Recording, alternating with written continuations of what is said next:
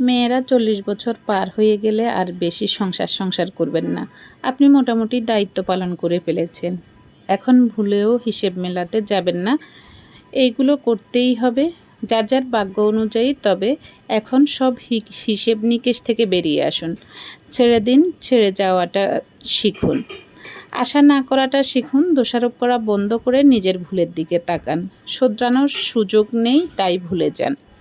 জীবনের যেই দিন চলে গেছে সেই দিন আর ফিরে পাবেন না। পস্তানোটা গিলে ফেলুন জাস্ট। কিছু স্বার্থপর হন, কারণ এখন আপনার শরীর জানান দিচ্ছে বয়স হচ্ছে। দিনরাত ঘরকন্না করবেন না। কোমর ব্যথা তৈরি হবে, বাড়তে থাকবে। যাবতীয় ক্যালসিয়াম, ভিটামিন ডি এই কোমর ব্যথা সারাতে অক্ষম। ঘর একটু অগোছালো থাকলে কিচ্ছু হবে না। তাকাবেন না, মোটামুটি পরিষ্কার থাকলেই চলবে। আপনি বরং সময় পেলে আকাশ দেখুন। জানালা বন্ধ না করে বৃষ্টি উপভোগ করুন। নদীর ধারে বাড়ি হলে কয়েকদিন পর পর নদী দেখতে যান। পারলে মাঝে মাঝে শ্মশান ঘুরে পবিত্র ধোয়া মেখে আসুন।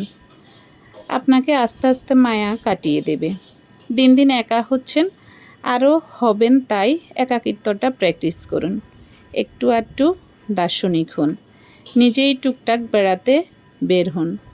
নিজের মনের যত্ন নিজেই নিন। শরীরের যত্ন নিন, স্বাস্থ্যকর খাবার খান, পশু পাখিদের খাওয়ান।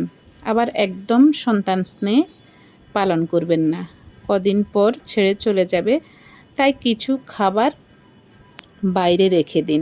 ওরা নিজেরাই খেয়ে নেবে। মনে রাখবেন, যত বেশি সম্পর্ক তত বেশি কষ্ট। তাই যতটুকু পারা যায় অন্যকে সাহায্য করুন, ভালোবাসুন, কিন্তু একদম ডুবে যাবেন না, কষ্ট পাবেন। পৃথিবীতে থাকতে আসেননি, অতিথি হয়ে এসেছেন, কিছুদিন পর চলে যাবেন। সবসময় এই চিন্তাটা মাথায় রাখুন। জীবনের মধুর প্রাপ্তিগুলোকে মাঝে মাঝে মনে করুন। হিংসে, লোভ, প্রতিযোগিতা এই তিনটি জিনিস জীবন থেকে বাদ দিন। বরং নিয়ম করে প্রচুর পরিমাণে জল পান করুন, সুন্দর পোশাক পরুন, দিনের শেষে অন্তত একটি গান শুনুন। সব পাওয়ার দেশে বিরাজ করুন। ভালো থাকবেন সব সময়। হ্যালো এভরিওয়ান, কেমন আছেন সবাই? আশা করি সবাই ভালো আছেন এবং সেই সাথে আপনাদেরকে জানাই শুভ দুপুরের শুভেচ্ছা। আশা করি আজকের ভিডিওটা আপনাদের কাছে হয়তো বা ভালো লাগবে। যদি ভালো লাগে, দুই একটা কমেন্ট অবশ্যই করবেন, কমেন্ট করে জানাবেন। তো এতক্ষণ পর্যন্ত আমার সাথে থাকার জন্য আপনাদের সবাইকে অনেক অনেক ধন্যবাদ জানাচ্ছি। আবার দেখা হবে অন্য কোনো ভিডিওতে। সে পর্যন্ত সবাই ভালো থাকুন, সুস্থ থাকুন, সেই প্রত্যাশায় ধন্যবাদ সবাইকে।